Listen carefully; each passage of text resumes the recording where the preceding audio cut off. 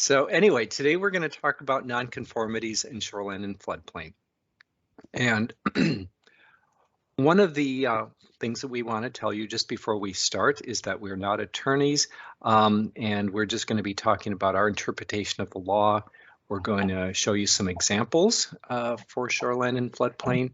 And lastly, Ceil's going to close out with some better standards, higher standards, if you will, for working with nonconformities in floodplains. And as I alluded to, we're not providing legal advice here. We've looked at the nonconforming laws quite a bit. We feel like we have a good understanding of them, and we're going to share with you our interpretation of them today. But you should always be checking with your county or city attorney if you have any questions about these, especially on a controversial application. So. With that, let's just briefly talk about what the concept of nonconformities is all about. As I'm sure most of you know, it's any use, lot, or structure that don't comply with current zoning standards. However, they did at one point in time, but nonconformities are created all the time whenever we update our zoning ordinance. So for example, on this slide here, we're showing a community that changed its use table. And so it's hard to see, but there's all kinds of uses that are being stricken and some new things that are being added. And so if you, for example, remove commercial planned unit development from certain districts, any of those that are still there are allowed to exist, but no new ones can be created. And so what you've done is create a nonconformity for those existing commercial planned unit developments. And just to be clear, when we talk about legal versus illegal, we oftentimes use the term grandfathered, and when we use that today, we are implying that this nonconformity is legal. And of course, this is anything that was created or complied with the zoning code at the time it was established, and these are the things that we'll be talking about today. These have a statutory right to continue. On the other hand, there are a lot of probably structures, but maybe some uses and lots that didn't comply with your zoning code when they were established. And those are violations, and those have no right to continue. Now, the world isn't crystal clear between legal and illegal. Communities have been around for a long time, and sometimes it's not clear whether a use, lot, or structure is legal or illegal. And it does require some digging through some old records to make that determination. And we know that in some cases, the records aren't clear. And so this sometimes can become a very gray area as to whether, say, a structure is legal or not. And that will always add to the difficulty of managing in this area. But we don't have an answer for you on that. You just need to keep good records, I guess, is the best answer going forward. So anyway, with that, in state law, for non-residential classes of property in counties only, the law is very sort of broad and some might say vague. It just says nonconformities may be continued. We're not going to really dwell on non-residential classes in counties, but we just wanted to point this out so that you're aware that the law is a little different. Most of you are dealing with projects that, at least in Shoreland, are in cities or they're residential classes in counties. And for these classes of properties, the law is the same. And the law says that nonconformities can be continued through repair, replacement, restoration, maintenance, or improvement, but not expansion. And so this is probably a phrase that many of you are familiar with. And these are protected rights and generally may not be limited by local governments. I just want to point out that we'll send you a handout afterwards. This little chart kind of summarizes the difference between these two classes of properties. For today, we'll be talking about cities and residential classes in counties. So just keep that in mind. But even though these are statutorily protected rights, they can be lost.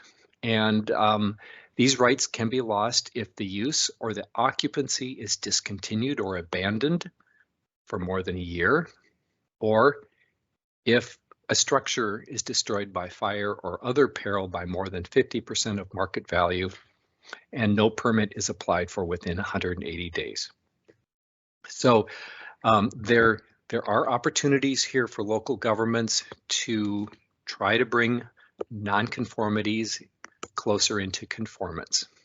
So there are these two situations to be aware of, and we'll talk a little bit more about that. But in general, these are the ways that the rights can be lost. And I'll jump in here, and we'll talk a little bit about some specifics for floodplain. The law was updated in 2004 to add that language about if a building was substantially damaged, that if you applied for a permit within 180 days, you have the right to rebuild that building with some of the limitations Dan will talk about a little bit more. But that was in conflict with federal law. Next, go ahead and click there. So there was a law change in 2005 that added a paragraph that's a little weird looking there. When you read it, you're kind of going, what are they getting at? And basically that paragraph was added because while you have the right to rebuild in most cases, if it's been substantially damaged, you still have to meet the floodplain minimum elevations. And that's what it's talking about when it says that you need to administer to the extent necessary to remain eligible in the National Flood Insurance Program, that you cannot allow them to build at the same elevation if they are lower than what is required by your ordinance, which is based on federal regulations and state law. Next point. And it says, in that same paragraph, it talks about not increasing flood damage potential. And next slide. And not increasing the degree of obstruction to flood flows, but those were actually already in rule and in law. So the main thing was a reminder that, yes, they can rebuild, assuming it's in a flood fringe area, but they have to meet that minimum elevation. They can't rebuild at the same lower elevation. Go ahead. So just to recap, if you don't apply for a permit to rebuild within 180 days and subject to the limits on floodplain, which Ceil just mentioned, any subsequent use or occupancy shall be a conforming use or occupancy. So you have a little window there for someone to replace a nonconformity, but if they miss it, then it has to be a conforming occupancy or structure. And want to point out that even for properties that get in within the 180 days, law does allow local governments to impose some restrictions to try to bring these properties into conformity. So you can impose some reasonable conditions on this permit to rebuild to mitigate impacts on adjacent properties or on waters, which is important for projects or homes and structures in the shoreland. And local governments may also require that setbacks be increased when the original structure was set back less than the current 50%, less than 50% of that required today. So this is especially important if you happen to have a structure, say in the shore impact zone, that was destroyed by more than 50%, substantially damaged. You would be well within your right to ask that that property be moved back further from the water as a condition of permit approval. So another part of the law, though, is that expansions are allowed by cities under an ordinance. There's no equivalent authority for this by counties, even though we know counties have been doing this. But cities certainly can specify in their ordinance under conditions under which expansions are allowed. And as we'll talk a little bit later, it's really important to define expansions for uses, lots, and structures, as this is not defined in state law and is very vague. We also know that we're seeing a lot of replacements of nonconforming structures in shoreline today. Statutes allow nonconformities to be continued, through repair, restoration, replacement, and maintenance or improvement, but not expansion. So what we're seeing now is a lot of replacements. And, the question is, what does this mean? Because there's no definition in state law.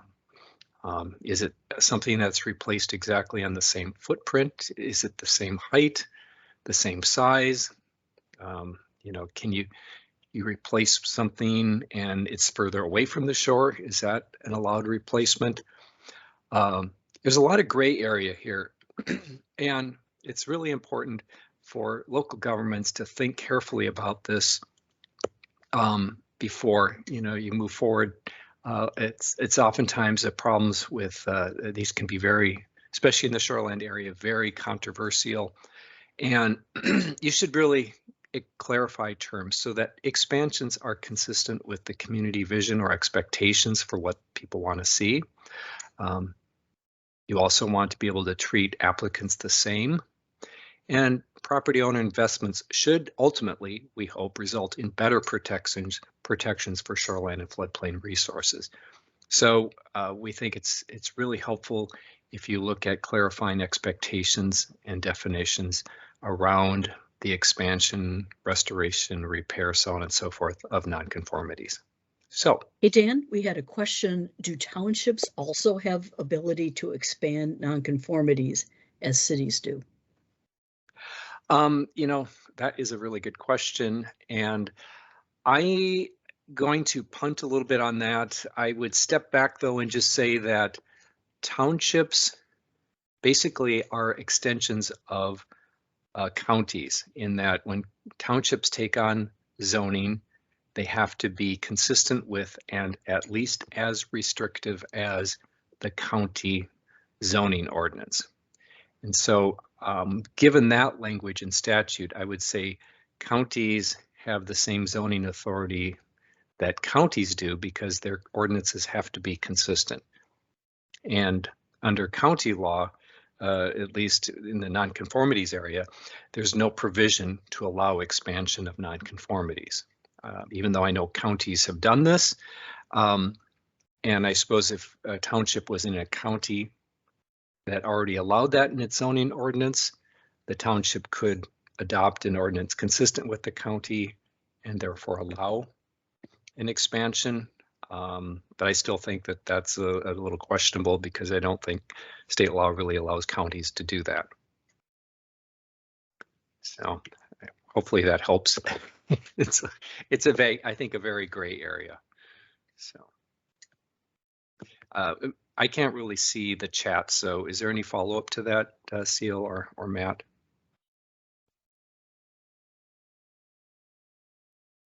There was just a thanks. Yeah, there's a thank you. Oh, okay.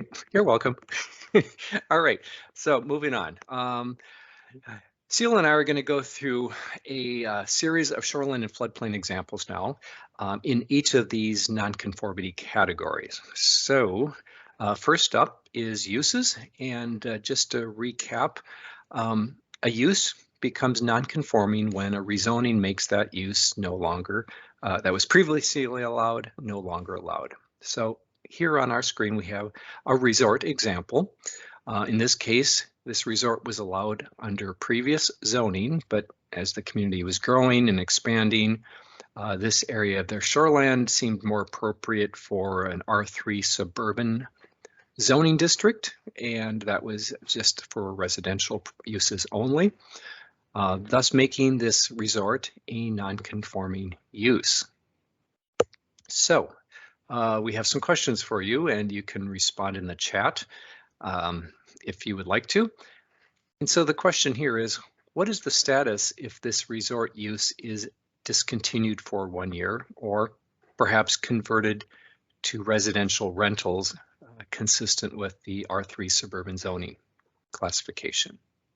Anybody want to venture a guess? If so, drop it in the chat, and Ceil or Matt, you can call it out.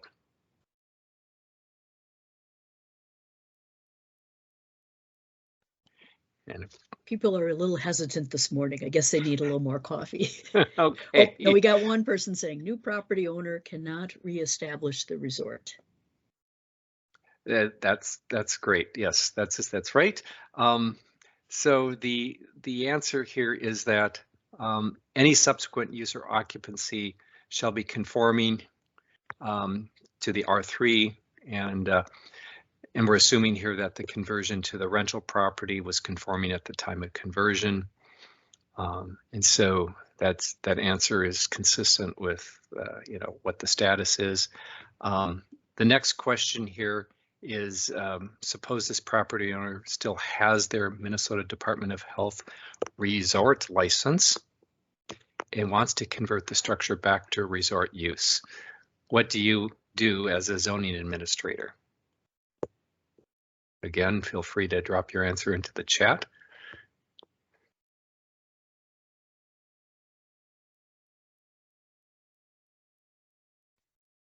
No responses yet. Okay, well. Oops. Oh, here, let them upgrade per ordinance. Oh, second in question infers that there isn't a gap in use, is a question.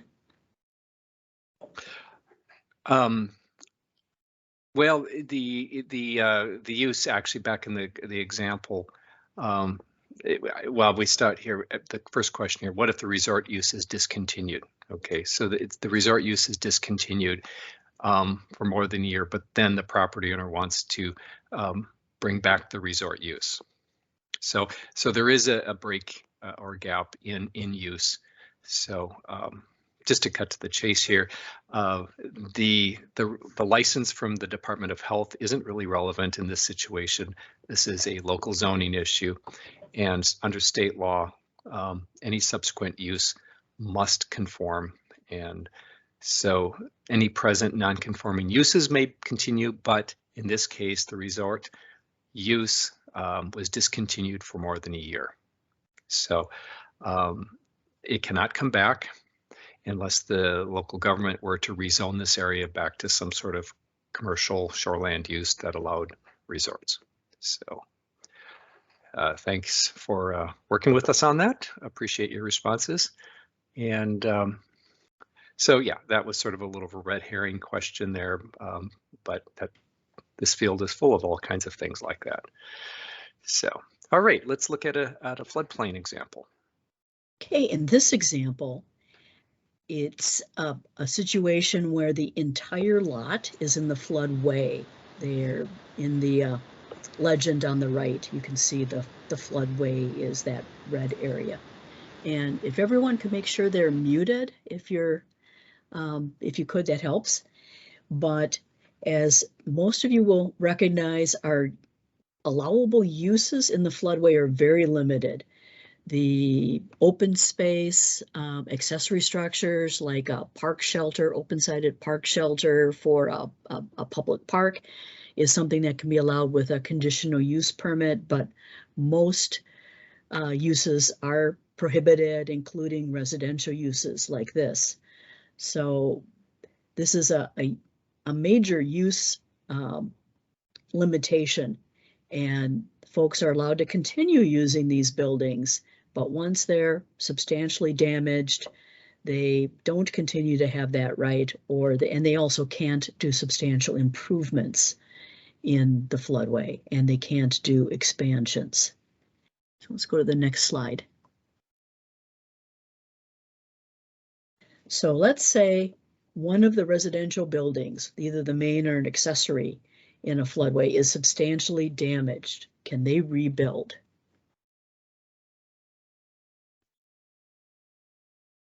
And feel free to use the chat here. And I'm getting some no's, which I like seeing. Go ahead and show the answer there, Dan. No, any subsequent use or occupancy shall be a conforming use, and residential use is not permitted in a floodway. Realistically, we'd be looking at, gee, can we move that floodway? Is the modeling correct here? And things like that, but it is not an allowed use, it's a prohibited use. How about if they want to do a lateral addition that is not a substantial improvement? Can they do that if they're in the floodway?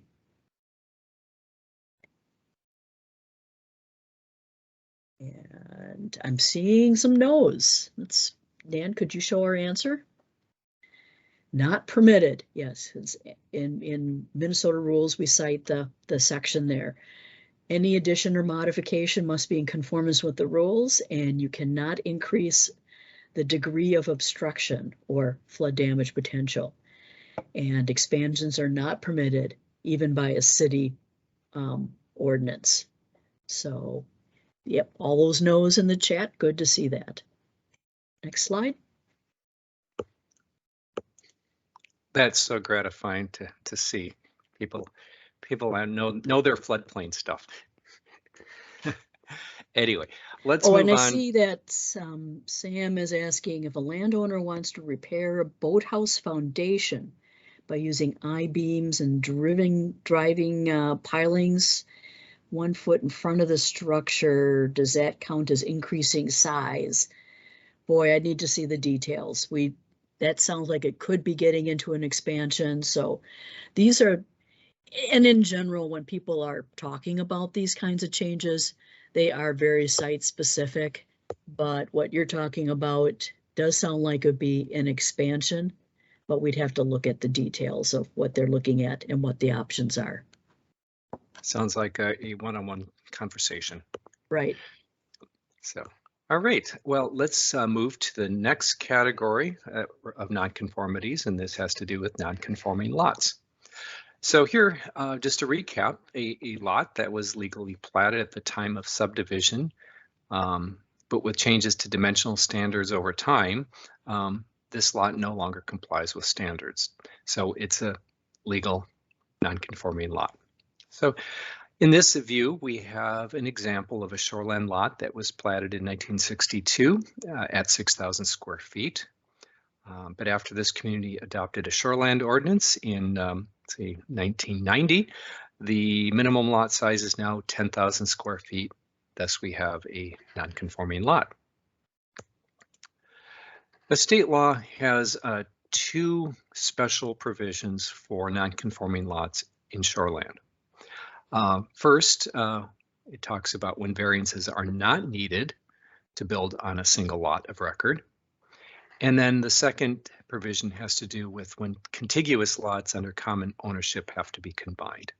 We'll address the first one here, which is pretty straightforward. State law says that single lots of record may be allowed as building sites without variance from lot size requirements when all structure and septic setbacks can be met, if you can have a type 1 sewage treatment system installed or a public sewer is available, and if the building plans show that impervious surface does not exceed 25%. If these conditions are met, then state law says you don't need to process a variance. It's not to say that a community can't be more restrictive and require a variance in these situations, but state law is providing sort of an expedited approach for local governments to use when these particular conditions are met on a non-conforming single lot of record. But if these conditions cannot be met, then a variance is needed, and local government's variance standards would be used to process that variance. So that's pretty straightforward. The next provision is a little more complex, and this covers when there are multiple contiguous shoreline lots under the same ownership. And in this case here, state law says an individual lot amongst those contiguous lots must be considered as a separate parcel of sale, a separate parcel for sale or development, meaning for building, if the lot meets a certain threshold of size. In this case, it's 66% of the lot area standard in the state shoreland rules. If it's connected to a public sewer or type 1 sewage, its impervious surface does not exceed 25% and it's consistent with the comp plan. If a particular lot that's part of a contiguous group of lots under common ownership meets these 4 standards, then it could be sold or you could build a house on it. And I want to just point out that this state law refers to the dimensional standards in state shoreland rules, 6120, 3300, not your local ordinance. So the state shoreland standard lot area requirements is the baseline for this particular provision. So if a particular lot meets all these standards, then fine, you go ahead and sell it, go ahead and develop it. However, if it doesn't meet that standard, then that lot has to be combined with one or more other lots in that contiguous grouping of lots so that they equal conforming lots as much as possible. Now, because this particular state law is so clear, specific, we interpret that to mean that there's no variance option. Some communities think differently, but in this case here, it generally is state law is that local governments, cannot be less restrictive than state law, especially when the law is so clear. So that's the first part of this, but the state law also has an out in this particular situation here. Any one of those lots, even if they don't meet the threshold of 66%, could be sold if they contained a habitable dwelling at the time they came into common ownership. And so, then there's a couple caveats here. It's basically, is it suitable for, served by sewer, or connected to a public sewer? So, if a contiguous non-conforming lot has a habitable dwelling on it, it could be sold. It's silent on the word development, but that's sort of the vagaries of state law sometimes. But this is a very interesting case, and we do have sort of an example to show you. This is a real example where a property owner requested to combine 3 small non-conforming lots, contiguous under common ownership, into 2 lots. In this case, it's a general development lake. The minimum lot area is 15,000 square feet. The 3 existing lots are each just slightly over 6,200 square feet. And this applicant wants to combine and then subdivide into 2 lots just over 9,400 square feet. And so, as a zoning administrator, how do you respond to this particular request to combine and re-subdivide? Does anybody have any thoughts they'd like to suggest in chat? Oh, someone did say too small lot size, too narrow. Well, they are definitely too narrow, and they're also just not big enough. And so, appreciate the response. The law threshold here is if a lot is greater than 66%, it could be sold or developed. If it's less than 66%, it has to be combined. And so in this case, the minimum lot size is 15,000 square feet, and 66% of 15,000 square feet is 9,900 square feet. And as you can see, these 3 lots are all well below the 9,900 square feet threshold. So they have to be combined. Even, it's a sort of a red herring. Some people have thought that, well, okay, if you propose to combine these 3 or 4 or 5, if there were more lots into something that were at least 9,900 square feet, that would be okay. But that's not what the law says. The law says that if they don't meet the 66%, they have to be combined. So in this case, you have to combine these 3 lots to create a conforming lot as much as possible. But in this particular case, it's a little hard to see, but the middle lot contains a house. Was it an existing habitable dwelling? And so in this case, you could make the case that this particular middle lot could be sold. And so if you did that, then you would no longer have contiguous lots under common ownership. So there are some oddball situations here, but it's kind of nice to illustrate the various parts of the state law that governs how to combine or not contiguous lots under common ownership. So anyway, it's a good piece of state law to read and to understand, especially if you have a community with many smaller shoreland lots. So, all right, let's move on to floodplain. Okay, for floodplain, just a reminder that there aren't any applicable laws specific to floodplain. Go ahead and go to the next slide there. But we just wanted to use this as an opportunity to remind you that if you have smaller lots, you're more likely to be looking at encouraging or the only way you maybe can fit buildings on there would be using our alternative elevation methods, that you're on pilings or on the perimeter wall with the appropriate flood vents, flood openings. That needs a CUP. And next one.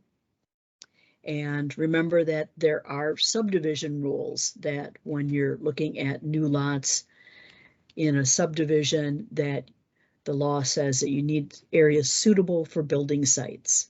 And usually when we're talking about suitable, we're talking about higher sites that are outside the floodway. They're elevated to the point where you can build on them properly, and they don't have wetlands taking up most of the site and those kinds of things.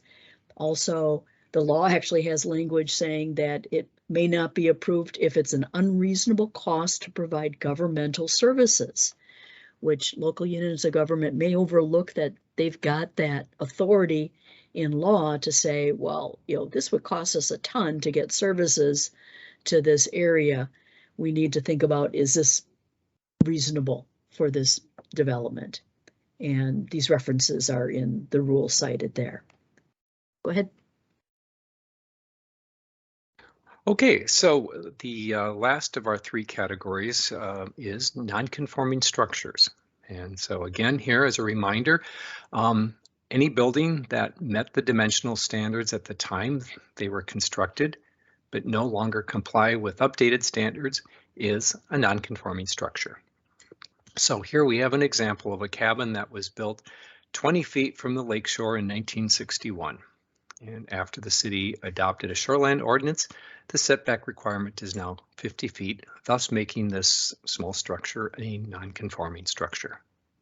So our questions here for you are, the owner of the cabin built 20 feet from the lakeshore and wants to add a bedroom, also at 20 feet from the lakeshore. What do you do? Again, feel free to type in a short answer if you can.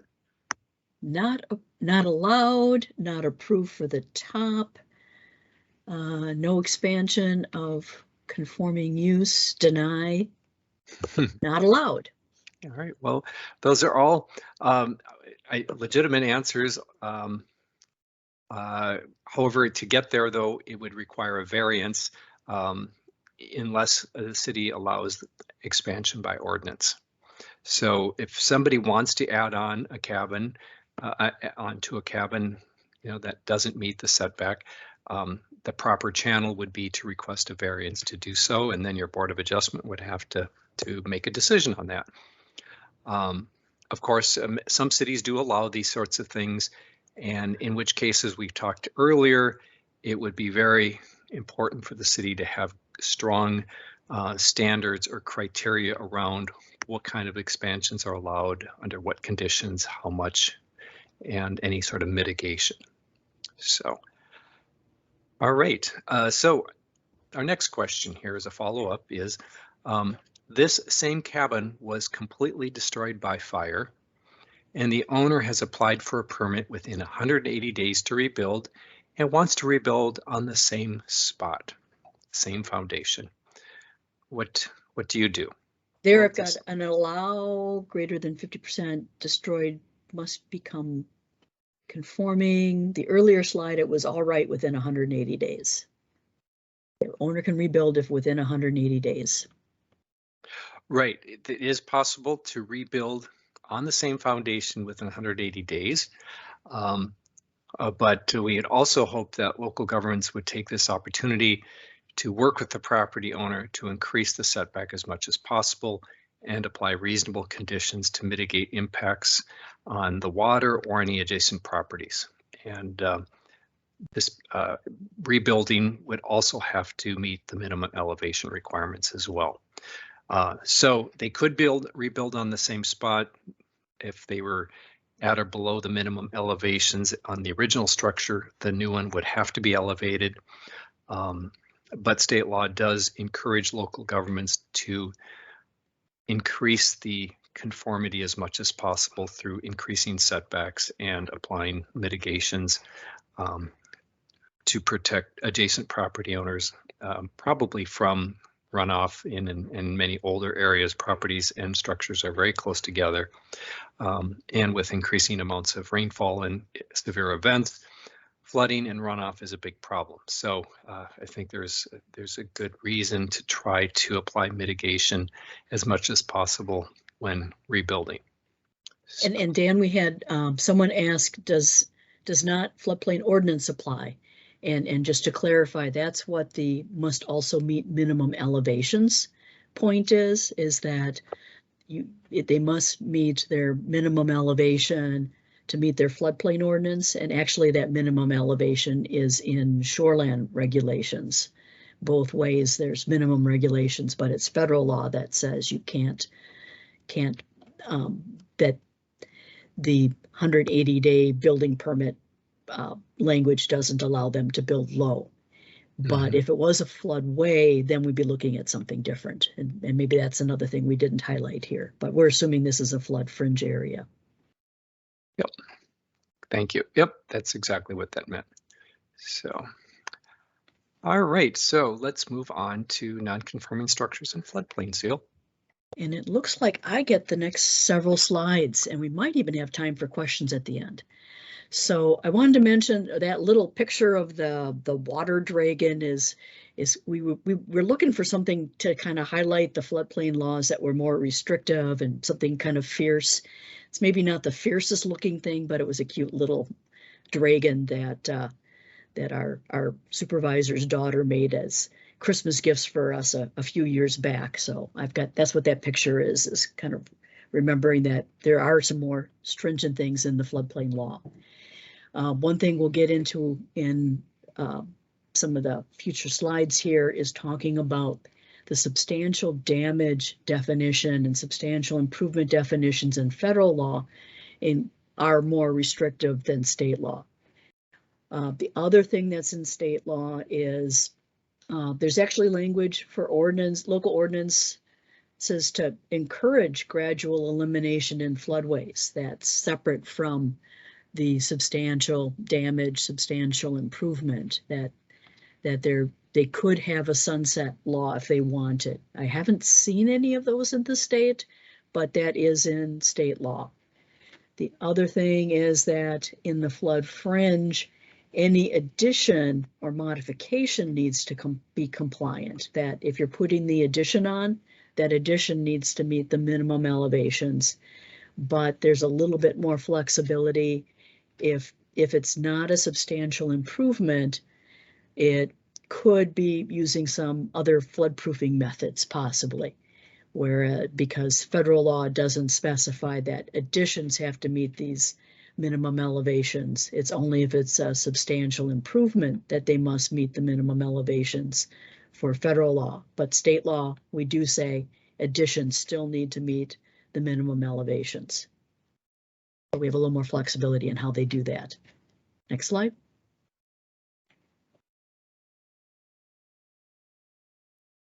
Oh, there we are. And I just mentioned that a lot of the graphics we'll be using the next few slides come from our 2020 Minnesota Floodplain Management Quick Guide. And in the slides that we send later, there is a link here to where this document is on our website, but you can also get to it on our DNR floodplain regulations page. There's a link directly from there.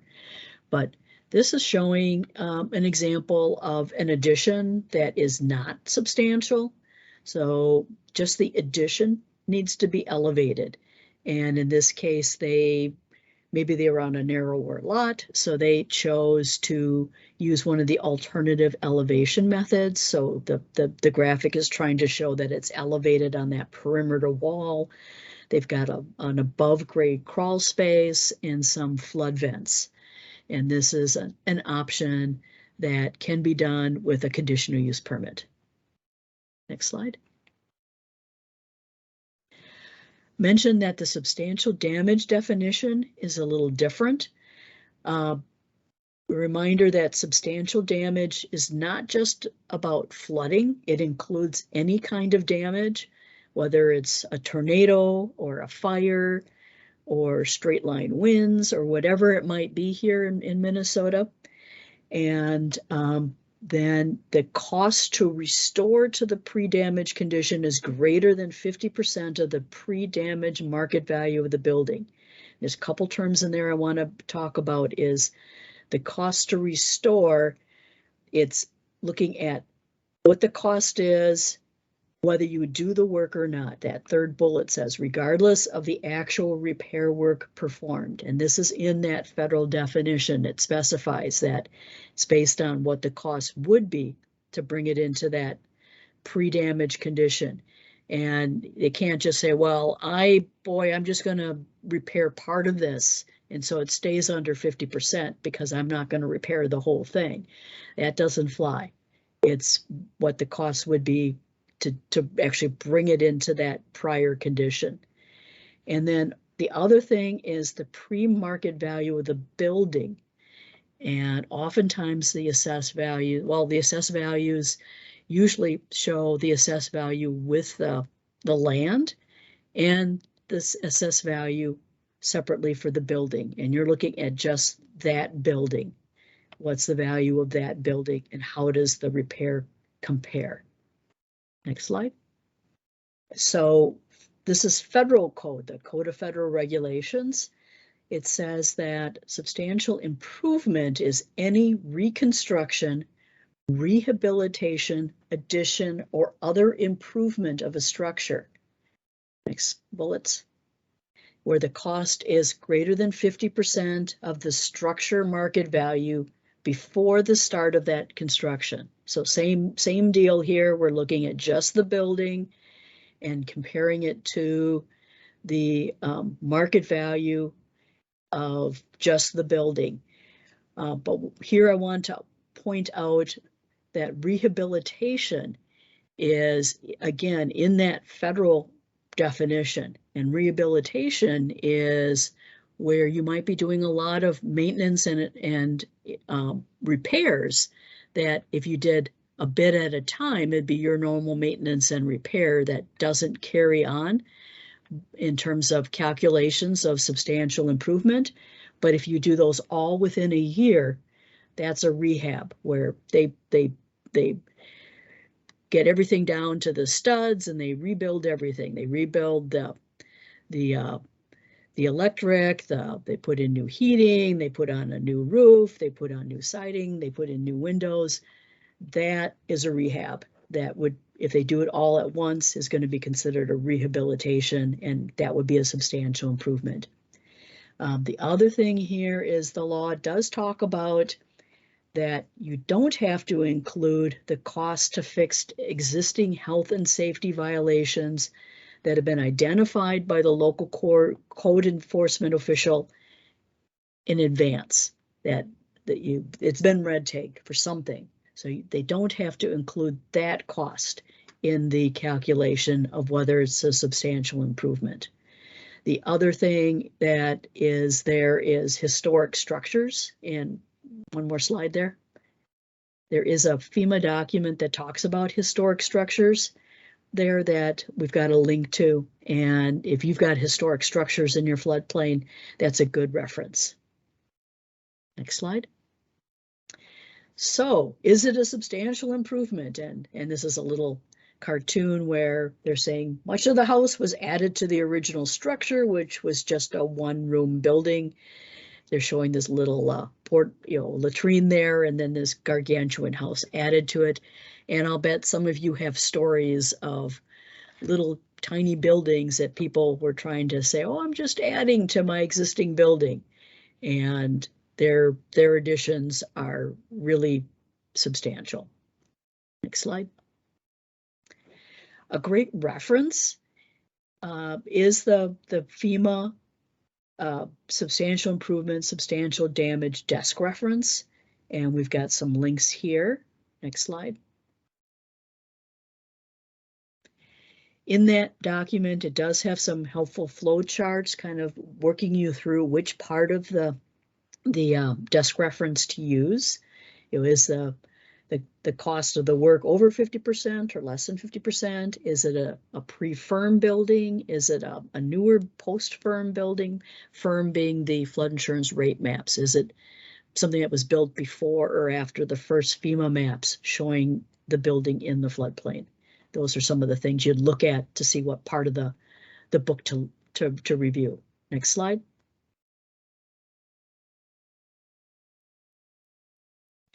So let's click forward a couple there and one more.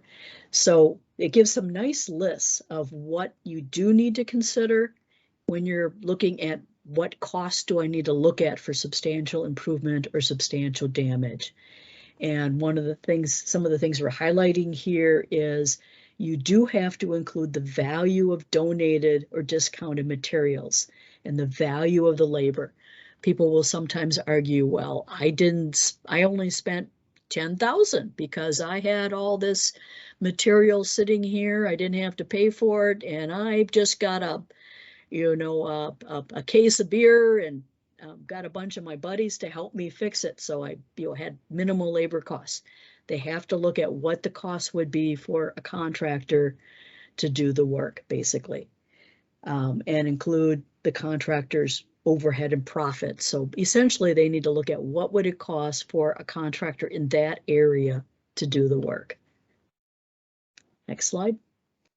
And then it's got a list of some of the things that they don't have to include, things that are not part of the building itself, permits, the cleanup, some of those kinds of things that they're not tied to the building. Outside improvements, there's a bunch of examples there.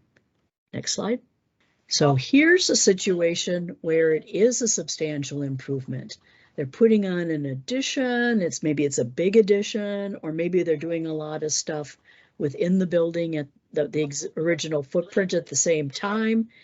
Then they are going to have to elevate the addition, and they also will need to either elevate the building, or maybe they need to do some partial filling within the building and converting that lower level into an above grade crawl space. But they'll have to do something to bring that entire building into compliance if it's a substantial improvement. Then a lot of times we do see the alternative elevation methods for these improvement situations because they often don't have a lot of space to work in on the lot. Next slide. As I mentioned earlier, rehabilitation is part of that federal definition for substantial improvement, substantial damage there. So again, if they do a lot of the improvements within the same year, basically, then it can be considered substantial improvement. As mentioned in the earlier slide, they can exclude the costs if it's been red tagged. They had previously cited health, safety, sanitary code issues, or if it's a registered historic building. Next slide. So some recommended higher standards, keep going there, a couple more. There we go. Does the community have a cumulative substantial improvement language in their ordinance? We did have that in our model ordinance. We still have it in our model ordinance, but we do call it out as a higher standard. But many communities in your ordinances, if you look, it will talk about what improvements have been made since your ordinance was adopted. Or some communities are saying what improvements been made over the past 10 years or 20 years or some specified period of time. So the minimum in your state, in the state law, is that it looks at substantial improvement with the current project and maintenance done within the past year.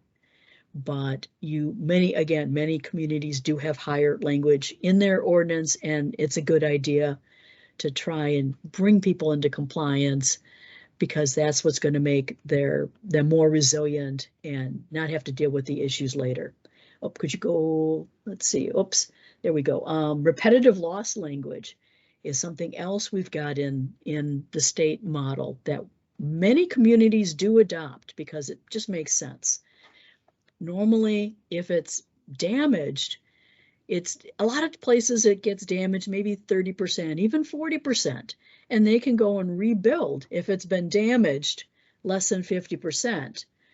But there is language that says if over a 10-year period it's been damaged 2 times or more, and the damage adds up to an average of 25% for each of those 2 times. So basically adding together 2 times that it was damaged, and those 2 times together add up to more than 50%.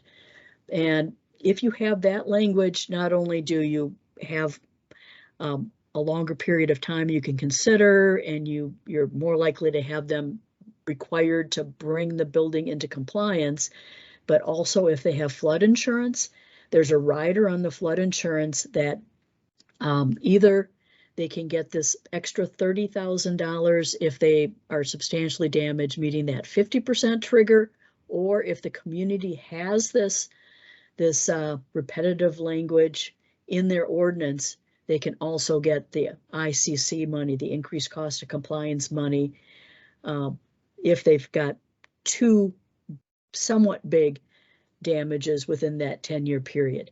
And that ICC money can be used toward the extra costs to bring the building into compliance. And that could be elevating in place, moving to high ground, the cost to demolish the building for rebuilding the building, or if it's a non-residential building where floodproofing, dry floodproofing's a legal option, that could be used with the ICC money also. And we have had that in our model ordinance now since about 2014. So we've got over 200 communities. I was counting that for someone who was asking us about our state law not too long ago. Next slide. So just ending with a couple examples of things that, even if they're not substantially damaged, will encourage them to look at elevating their utilities, even if it's not a 50% damage. And this is actually something that came up in 2012. Duluth was telling folks that they needed to elevate their furnaces and other utilities, and someone did push back, and it turned out they didn't actually have language in their ordinance that required it. So even though it was a really good idea, they couldn't force it. So that's another higher standard we would encourage communities to look at, is to put in some language about elevating, bringing into compliance utilities that are damaged, short of having the entire building substantially damaged. Next slide. And there's other improvements you could make. You could be elevating your AC, you could be putting more flood resistant materials, you could be doing a lot of things that help make that building more resilient. And that would be an option for that landowner, but something we definitely encourage in areas where we've had big floods. Next slide. And I think this is the last one, that there's other kinds of improvements people will consider. They might put up some kind of a dike or flood wall around their individual property. And that's something that can help reduce their damage in the future, and it won't be counted toward the building because it's separate from the building. But just the caveat that sometimes people will put this nice little protection wall or dike around their building, which is great. They've reduced their possibility of being damaged so much for the floods in their area, but that will not take them out of the floodplain officially on the FEMA maps. And they won't get a reduction in their insurance premium. And a lot of people are not happy when they hear that. But the reality is that the only way it will officially take them out of the floodplain is if that dike meets the same requirements for like a community-wide levee system. It has to have 3 feet of freeboard. It has to have a unit of government responsible for the operations and maintenance. And for your individual house, that's not going to happen. We have had more discussion with FEMA about some of the ring dikes that actually meet some really stringent standards, were designed by the watershed engineers in the Red River Valley. But so far that hasn't changed in the laws and the way they're treated for insurance purposes. So, let's see. I see in the chat, Dan, that someone asked, would DNR consider a change in roof pitch or legal non-conforming structure like a boathouse an expansion if no usable space is added? So I don't know if we would look too seriously at that. I mean, there is no definition in state law. So, it's really what local governments interpret in terms of their local conditions that works for them. That would make sense. We're mainly concerned about height. And if there was no change in height of the structure, which is something that's regulated in the Shoreland ordinance, it's not probably something we would look too closely at or get involved with. But we're always willing to weigh in. If you have questions or are looking for comments, we're happy to do that.